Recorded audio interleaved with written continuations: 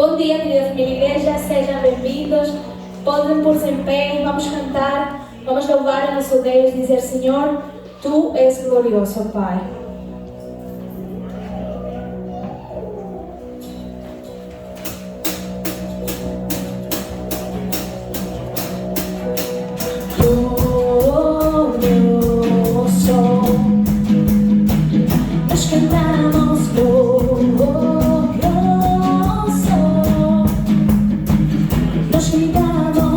Cristo te louvaré, teu nome exaltaré.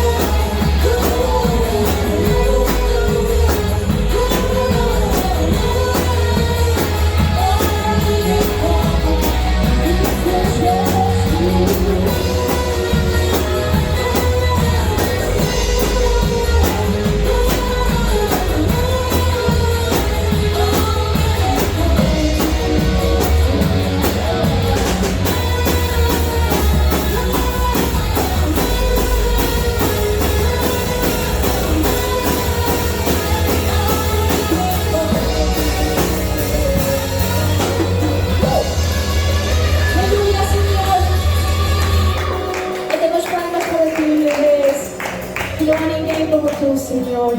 Nós sabemos disso, Senhor, porque nós acreditamos em Ti, somente em Ti. Tu és o nosso Deus, Senhor. Tudo louvor é para Ti, Pai. Todo poder vem de Ti, Senhor. Poderoso, invencível, admirável, grande, forte, Deus. Poderoso, maravilhoso, incomparável.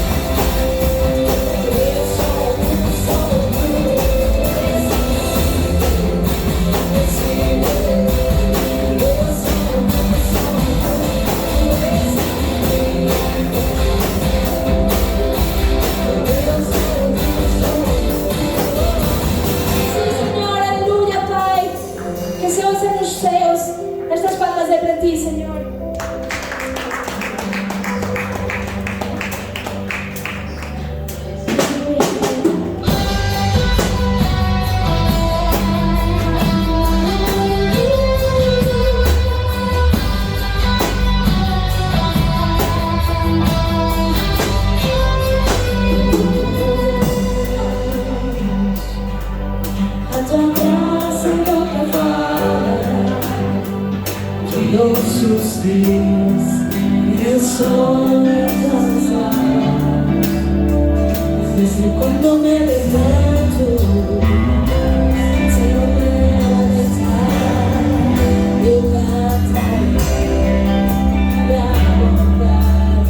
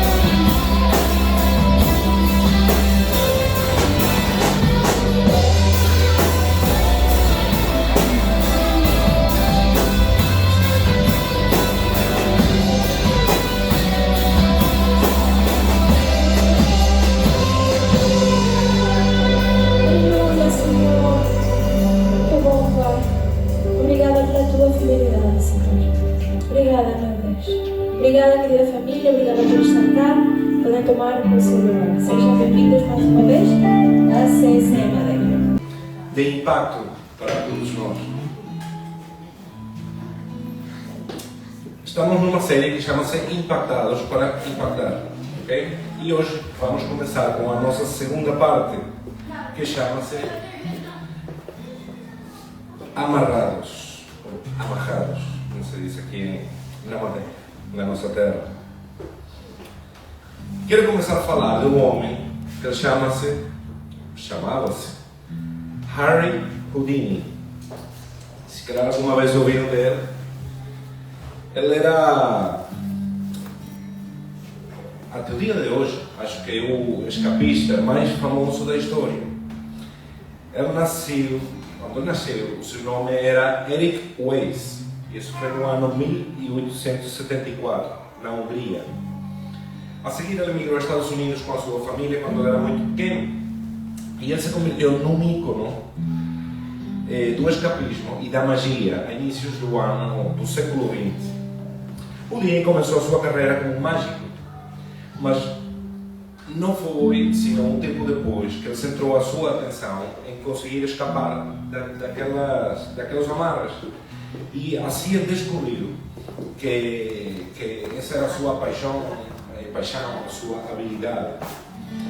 E então, cada vez que ele fazia isso, era uma demonstração de que com a habilidade necessária e com a vontade adequada, qualquer atadura, qualquer amarre pode ser superado. Estar amarrado, como nós sabemos, pode ser uma das sensações mais incômodas que nós podemos experimentar. Não sei se alguma vez, penso que todos fomos amarrados alguma vez, de criança, de qualquer coisa. Aí que, por exemplo, já estou na cadeia e tudo. Já passou tempo amarrado. E pode chegar a ser desesperante para nós. Então, ao igual que o Houdini, que ele enfrentava e vencia as suas ataduras físicas, muitos de nós não só enfrentamos ataduras físicas, também existem ataduras emocionais e espirituais que podem estar a imobilizar-nos ou imobilizar a nossa vida atualmente. Se calhar algum de nós já tivemos ataduras no passado, algum de nós poderemos ter a futuro, seguramente. Então, nesta segunda parte da série, vamos a estudar um pouco dessas ataduras. E assim como Harry Houdini utilizava o seu cérebro como aquela chave para livrar-se, a ideia é que nós também devemos encontrar as nossas chaves para livrar-nos das nossas próprias ataduras. Vamos imaginar por um momento um lugar muito apartado, por exemplo aqui na Madeira. Se calhar o povo, onde são os meus sogros, Faial, lá para dentro, a Cló, como dizem aqui. Neste caso, era uma região conhecida como Gadara. Ela ficava do outro lado do lago de Galileia. Era um lugar muito calmo, tinha montanhas e naquelas sombras, naquela calma toda, existia ou se desenvolvia uma escura e triste história. Essa história podemos encontrá-la no livro de Lucas 8, do número 26 ao 39. Eu vou fazer um resumo da história, está bem? E o que diz é que numa cave, longe de todos, longe da sociedade, vivia um homem que era atormentado. Os seus olhos estavam sempre cheios de dor. Aqueles olhos eram um reflexo do que aquele homem tinha dentro, na sua porque este homem nem sequer tinha um nome que as pessoas lembrassem dele. Sei lá, Daniel, ou Kevin, ou Duarte. Ninguém se lembrava já do nome daquele homem. Simplesmente para as pessoas, ele era o endemoniado. Ficou assim. Dia e noite, o seu grito de angústia ressoava entre as tumbas, entre as montanhas, e entretanto ele rompia correntes, algemas, cordas com que ele era amarrado, e além disso ele se fazia feridas com pedras. Era um homem que havia perdido a esperança totalmente, já não tinha ligação com a humanidade, já não tinha nada, a sua vida era literalmente um inferno em vida. E ele era dominado por uma legião de demónios que o tinham preso. Mas um dia aconteceu algo extraordinário. Na beira do lago, chegou um pequeno grupo de homens, numa barca pequenina. Eles eram liderados por um homem que só de olhar para ele mostrava muita paz, mas ao mesmo tempo muita autoridade. E era Jesus. Quando aquele homem endemoniado viu a Jesus, rebentou aquelas correntes, aquelas cordas que estavam amarradas e correu hacia onde Jesus estava e caiu de joelhos no chão e lhe disse com uma voz desgarradora, não sei se diz assim em português, mas com uma voz que tinha uma mistura grande de sentimentos. E lhe disse a Jesus: o que queres comigo, Jesus, Filho do Deus Altíssimo? Peço-te, por favor, que não me atormentes. Jesus, com uma mirada cheia de compaixão, lhe perguntou: qual é o teu nome? Mas neste caso não foi o homem que falou, sino, pelo contrário, foram os demônios que estavam dentro dele. E a resposta foi legião. Não sei se alguém sabe o que é uma legião. Não sei, agora sim, não na brincadeira, Reco, sabes o que é uma legião? Um conjunto de demônios. Exatamente. Aproximadamente por ser entre 10 a 10 milhões de demônios. Exatamente.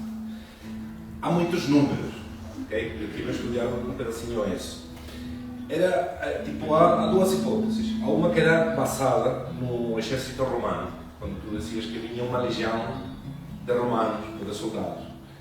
E era mais ou menos entre os 6.000 e 10.000 homens. E também tens a outra parte, que é impressionante. Não? Diz que é um número indeterminado. Pode ser de pessoas, de animais, de demônios, de anjos. Tu podes falar de uma legião de ninhos, de crianças, por exemplo. E que quer dizer que tem uma multidão de pequenos. Podes falar de uma legião de anjos, uma legião de demônios. Portanto, eles eram tantos que não tinham um número específico, simplesmente era uma legião. E aqueles demônios suplicaram não ser enviados ao abismo ou ao barranco, ao despenhadeiro. Pelo contrário, eles pediram a Jesus para que Jesus enviara a eles a um grupo de porcos que estavam longe. E Jesus, permitindo isto, não se sabe porquê, é curioso, eu tentei procurar porquê os porcos. E não há a Bíblia não dá muitas especificações nisto. Mesmo procurando por teologia, por hebreu, há certas hipóteses, mas não há uma razão específica. Mas simplesmente Jesus permitiu o que eles estavam a pedir. E Jesus só diz uma palavra. Em espanhol é ir. Em português pode ser tipo um vai. Simplesmente, ele não diz maneira. E aqueles demônios saíram e foram logo diretamente àqueles porcos. Mas o que é que aconteceu? Aqueles animais, obviamente, uma legião de demônios entraram neles, ficaram todos. Ficaram sem controle. E o que é que fizeram? Correram e foram ao abismo na mesma. Se jogaram para as águas e assim encontraram o seu filho. Aquela paz que aquele homem tinha anelado por tanto tempo, por fim foi encontrada. Ele por fim sentiu no seu ser novamente o que era viver. E agora, esta parte é engraçada. Os habitantes de Gadara, quando viram o que aconteceu, foram correndo a ver o que tinha acontecido. Não pode ser um homem que tinha tantos anos aí. E assim, de pronto, fica bom. Foram correr. E eles olharam aquele homem que estava preso com correntes, com cordas e tudo. Quando chegaram, ele se encontrava aos pés de Jesus, sentado, a ouvir o que ele falava, vestido e com juízo na cabeça. Aquela mudança foi tão radical que você sabe o que aconteceu. Os habitantes ficaram cheios de medo. Em vez de não ficar admirados ou de louvar a Jesus, como aconteceu em tantas histórias na Bíblia, eles ficaram cheios de medo. E estava a rir porque Elias falava com o rei. E ele me disse uma frase que encaixa aqui perfeitamente, não sei se te lembra, mas lembrar, que dizia que na sua terra, lá isso é na Venezuela, no estado do Zulia, em Maracaibo, dizem que quando o milagre é muito bom, até o santo duvida. E é o que aconteceu aqui. Foi tão bom aquela situação que as pessoas duvidaram. Não agradeciam a Jesus, ficaram cheios de temor. E sabe o que foi o pior disto tudo? Que eles pediram a Jesus para ir embora. A sua mente era tão pequena, estava tão fechada, os seus corações estavam tão endurecidos, que eles não conseguiam compreender a magnitude do que havia acontecido. E muitas vezes isso acontece conosco. Jesus, Deus, quer abençoar as nossas vidas. Está abençoando as nossas vidas atualmente. E nós não reparamos nisso. Seguimos como aqueles cavalos de corrida, que tem aquela, não sei como se chama. Gringolas. Como? Gringolas. Gringolas, exatamente. E não conseguimos olhar para o outro lado. E Jesus está aí, abençoando, quer dar mais. E nós estamos simplesmente olhando para onde não temos que ver. Se calhar, nenhum de nós temos experimentado algo assim. Talvez sim, ou podemos ter visto. Eu cheguei a ver muitas vezes pessoas com não sei o que se pode ver. A voz que sai da pessoa, os movimentos que fazem as pessoas é impressionante. É algo que tu reparas que não é humano, que é algo sobrenatural. E muitas vezes, seguramente, devido a isto, porque não todos os demônios são horríveis, mas há uns que são como umas caminhas, que muitas vezes as pessoas não reparam que estão aí sequer, mas elas estão sempre fazendo o seu trabalho. E o que é que acontece com isso? Nós podemos ir ficando neutralizados, isolados de muitas possibilidades de ser abençoados, de poder abençoar outras pessoas, porque porque temos ataduras emocionais, ou porque se calhar vivemos um passado doloroso, etc. Então, entendendo esta história, eu vou fazer várias perguntas para si.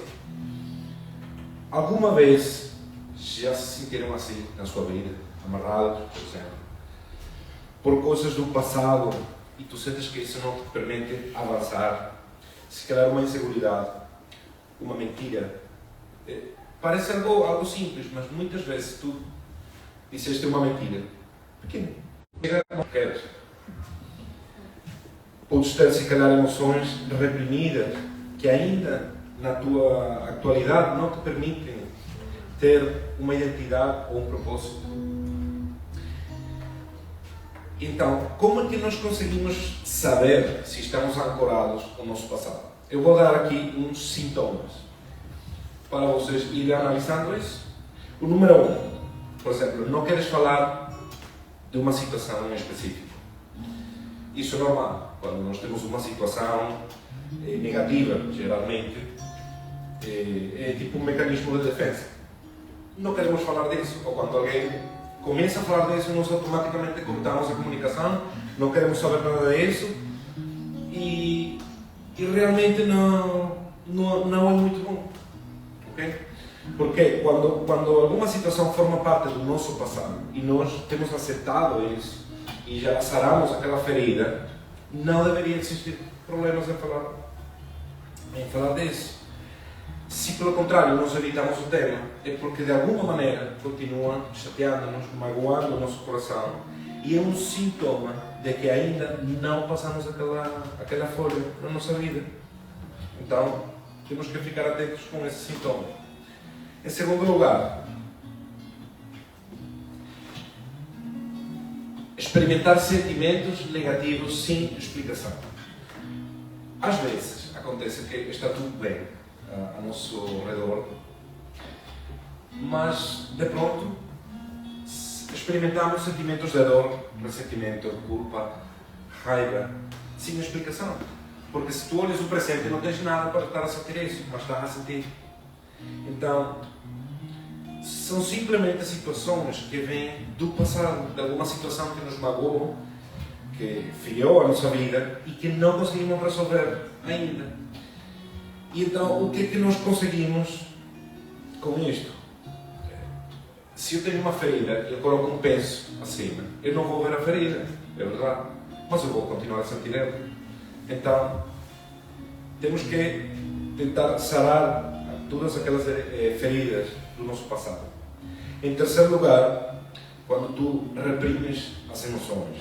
Isto é um sintoma de alarme, que quer dizer que ainda não fizemos as pazes, ou não perdoamos, ou não saramos o nosso passado. E então o que acontece? Qualquer pequena coisa que acontece nas nossas vidas, explodiu. Batemos uma mesa, jogamos água para o chão, gritamos, magoamos outras pessoas. O pastor Nelson sempre dizia que uma pessoa ferida, normalmente o que vai fazer? Vai ferir a outros. Porquê? Porque tu tens feridas no teu interior e até, muitas vezes é inconscientemente, não é que seja uma pessoa má, tu estás fazendo isso inconscientemente.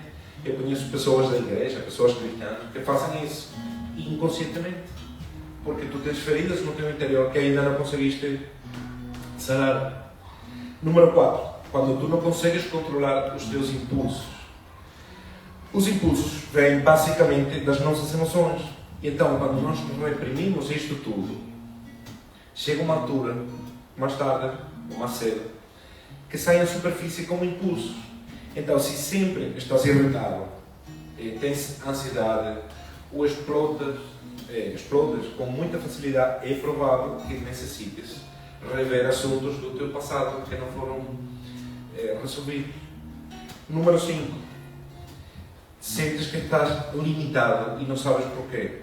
Tipo, tu queres avançar em algo, queres fazer algo, mas tens sempre algo que te trava, que te puxa o travão de mão e tu não entendes porquê. E normalmente, nestes casos, é um trauma ou alguma situação que nós eliminamos da nossa mente conscientemente. Mas essa situação ficou no nosso subconsciente, no nosso inconsciente. E são aqueles medos sem sentido, que são os medos irracionais, que não sabemos porquê, mas temos medo de alguma coisa. Aquelas crenças limitantes ou aqueles pretextos que não te deixam crescer. Tu queres fazer algo, mas tens sempre um pretexto e não acabas por fazer as coisas. Por último, repetimos os mesmos erros continuamente. Já sabemos que o ser humano, o homem, há um ditado popular que diz que é o único que bate 2 vezes com a mesma pedra. Eu já vi bater 2, 3, 15. Eu próprio bati muitas vezes com a mesma pedra. O problema está quando tu não identificas isso e continuas a bater, e a bater. Então, tem que chegar um momento que tu tens que fazer a pergunta e dizer que há alguma coisa que não está funcionando bem. Se tu sempre bater com a mesma coisa, não resulta. Eu tive um patrão, por exemplo, que ele montava um negócio espetacular. Ele tinha tudo para ser exitoso. Falência, negócio. A seguir, montava outro, falência. Montava outro, falência. Aconteceu assim umas 5 ou 6 vezes. Bom, tem que chegar um momento que tu dizes, alguma coisa que estou a fazer mal aqui. E tens que rever o que está acontecendo. No caso dele, já montou outro e deve estar aí quase a falência outra vez. Mas pronto. Há pessoas que também não querem ouvir aqueles conselhos e podes passar o resto da vida batendo na mesma pedra, se não reconheces isto. Nesses casos, é interessante porque normalmente é que aquela pessoa está a receber um castigo de si próprio por uma experiência do passado que ainda não assumiu aquela responsabilidade.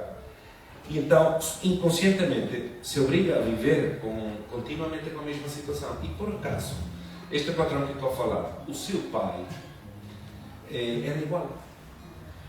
E quando o pai morreu, deixou muitas dívidas para ele. E ele falou uma vez que ele se prometeu a si próprio não fazer o mesmo para os seus filhos. E ele está fazendo. Inconscientemente. É o que provavelmente vai acontecer. Em Romanos 7, do versículo 19 ao 21, Deus tem grandes promessas para nós, mas sem embargo temos coisas nas nossas vidas que podem impedir ir hacia onde Deus quer. Havia um homem na Bíblia, que era o Paulo, e escreveu sobre isto, que aparece aqui em Romanos, que diz, é um pedacinho complicado, diz: eu quero fazer o bem, mas não o faço. Não quero fazer o que é errado, mas ainda assim o faço. Então, se eu faço o que não quero, na verdade não sou eu quem o faz, mas sim o pecado que habita em mim. Então, encontro uma lei contra o meu desejo de fazer o bem. O mal está presente em mim. Basicamente, o que eu quero dizer é que quando eu quero fazer as coisas bem, muitas vezes não consigo fazê-lo. E quando ele faz as coisas mal, não é ele que está fazendo isso, sino aquele que mora dentro dele. E é contra isso que nós temos que lutar. Contra aquelas ataduras emocionais. Quando tu te encontras amarrado emocionalmente. E não é mais que aqueles sentimentos e emoções negativas que podem levar as pessoas a sentir-se oprimidas e atrapadas. Uma das cenas mais impactantes da Bíblia, daquela liberação que Jesus fez com o endemoniado, era ler na Bíblia que aquele homem magoava-se a si próprio com pedras, com uma quantidade de coisas. E essa autodestruição não é um fenômeno isolado, isso acontece hoje em dia. Isso tem que ver com a autoestima.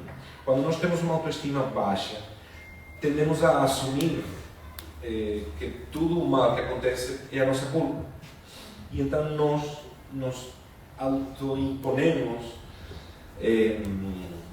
pretextos, é quando fazemos dano a nós próprios, e nem sempre é um dano físico. Muitas vezes são danos psicológicos. Enfim, todos temos um passado que, queramos ou não, somos condicionados a ele, porque são coisas que já vivemos. é impossível esquecer o que nós fomos e aquelas coisas que fizemos. Negar isto seria mentir para nós próprios. Mas, sem embargo, há pessoas que utilizam o seu passado como uma fonte de sabedoria para não volver a cometer os mesmos erros, que é o que nós devemos aprender sempre. Se estamos a cometer um erro, é porque estamos tentando algo. É normal cometer erros. O importante é não cometer sempre o mesmo erro, senão, pelo contrário, aprender disso. As cargas emocionais que nós não temos conseguido superar continuam magoando o nosso coração, gerando inseguridade e medos. É por isso que é importante entender que não podemos soltar o que não sabemos que estamos agarrando. É por isso que é preciso olhar para trás, olhar o nosso passado, para descobrir muitas vezes aquelas respostas que podem explicar o nosso presente e nos permitem visualizar o nosso futuro.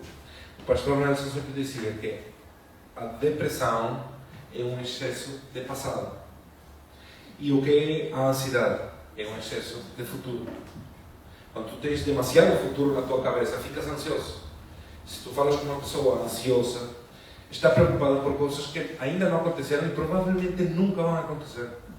Mas já fica ansioso por isso, é um excesso de futuro. E muitas vezes a depressão que é coisas que aconteceram no passado e estamos sempre a lembrar, sempre a lembrar, sempre a lembrar. E isso, obviamente, é uma bola de neve e vai crescendo, vai crescendo, vai crescendo.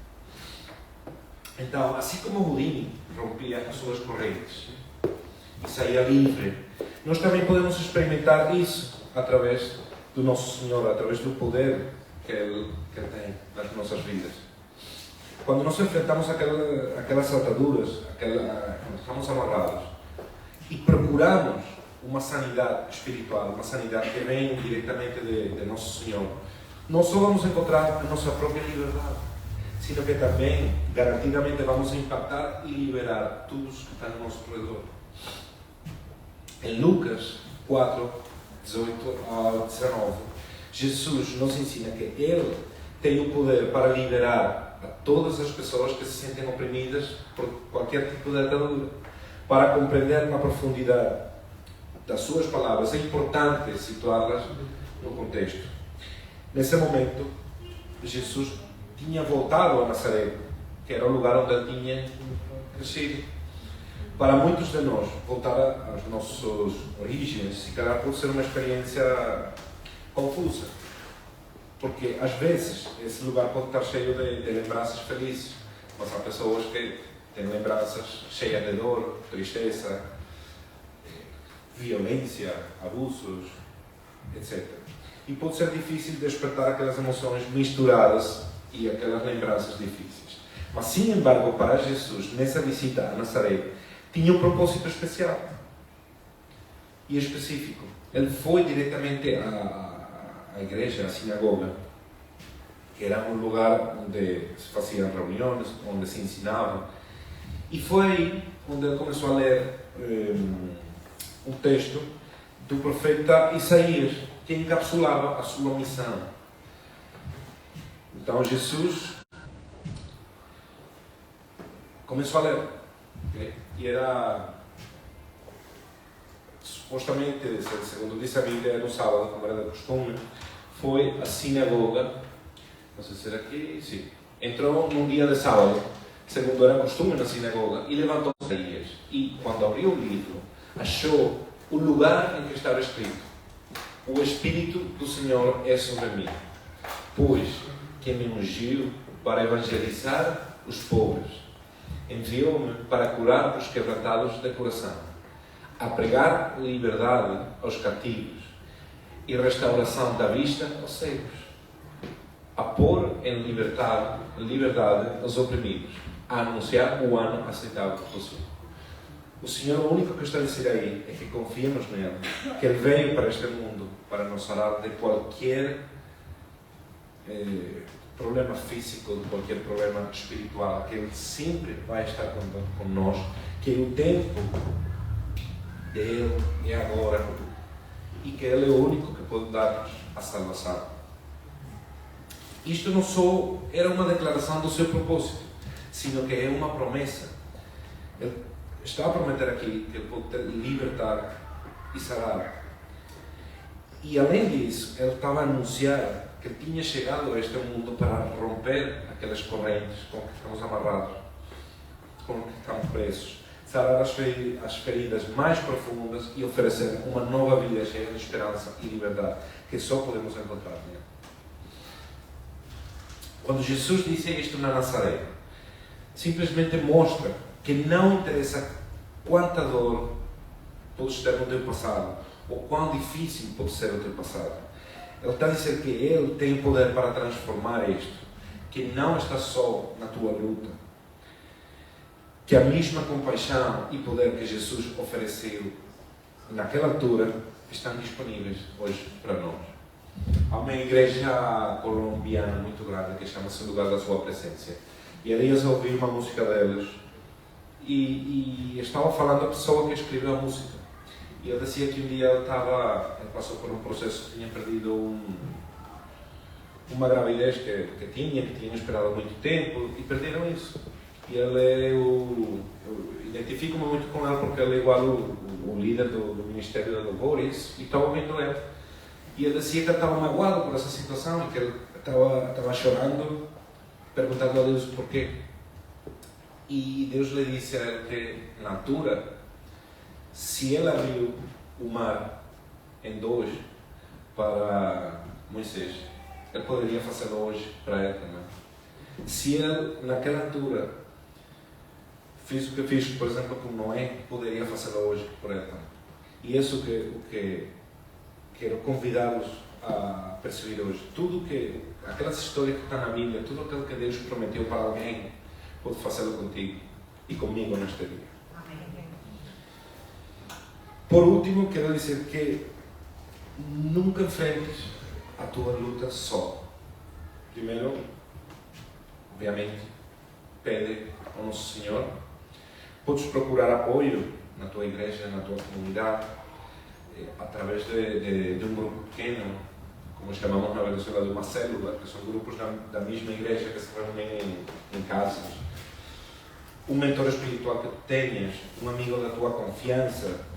Isso não é. Há pessoas que não gostam de pedir conselhos, que se sentem inferiores, que. Quando foi quinta? Sexta? Ele estava a pedir um conselho ao rei. E o rei, que é uma pessoa menor do que eu, em idade, não muito. São uns amigos aí, também não é uma criança. Ele está sempre a me chamar de velho e eu já está chegando aí. E eu estava a pedir um conselho a ele, sem problemas.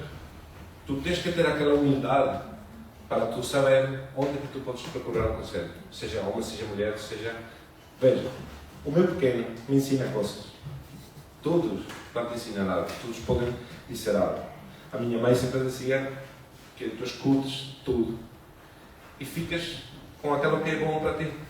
O que é mau, deitas para um lado. Muitas vezes as pessoas podem dizer coisas más, mas não é com aquela intenção de te magoar, é simplesmente a sua opinião. Mas sempre vais aprender algo de alguém. Sempre. Recebe oração, receber oração, partilhar aquela luta com os teus irmãos na igreja e ter aquele apoio pode ser muito poderoso. É por isso que é importante também vir à igreja. Há pessoas que vão embora das igrejas e dizem: não, eu tenho uma relação com Deus, eu fico bem assim, e é verdade. O importante é ter um relacionamento com Deus, tu estar bem com Ele. Mas a Bíblia manda a tu ires à igreja e tem a sua razão. Uma delas, por exemplo, é isto, onde tu encontras pessoas. O que é que acontece se eu estou a vir à igreja e eu vejo que vem um domingo, por exemplo, que o Aaron não vem? Dar a volta, pode ser, para dar uma volta. Passa outro domingo, passa outro. Bom, 4 ou 5 domingos eu vou falar com o Aaron. O que é que acontece? Provavelmente ele tem um problema e vai dizer: olha, aconteceu isto. E parece que somos uma comunidade, que somos uma família. Pronto. Só posso pedir para Deus, para quem tem uma luta neste momento, possa ser abençoado pela sua presença. Obrigado, Pai, por este dia. Obrigado por todos os irmãos que estão aqui, por todos aqueles que não conseguiram vir, por todos aqueles que assistiram o vídeo nas redes sociais, por todos aqueles que vão assistir. Quero te pedir, Pai, para que a tua paz, aquela que ultrapassa todo entendimento nas nossas mentes fechadas, aquela paz possa vir aos corações de todos aqueles que estão a precisar dela. Todas aquelas pessoas que estão amarrados emocionalmente, amarrados espiritualmente, que têm lutas no seu interior, depressão, ansiedade, seja lá o que for, Senhor, que Tu possas estar com eles. Sabemos que é uma luta, como diz a Tua palavra, que não é contra carne e ossos. Sabemos que é uma luta que é completamente espiritual. Peço-te para que essas pessoas possam abrir o seu coração 100% para Tu entrares a morar neles. É a única maneira de nós sair daquelas situações. Obrigado por este dia, Pai. Obrigado por esta semana nova que vai vir. Que sempre podamos ser aquela luz na escuridão. Que sempre a Tua graça nos acompanhe, aonde seja que nós formos, aos nossos trabalhos, aonde for, Senhor. Que as pessoas possam ver sempre em nós algo diferente. Mas que a glória seja sempre para Ti. Que nós podamos dizer sempre, é a graça do nosso Senhor que mora em nós. Peço-te para ter uma semana abençoada e te pedimos isto no nome do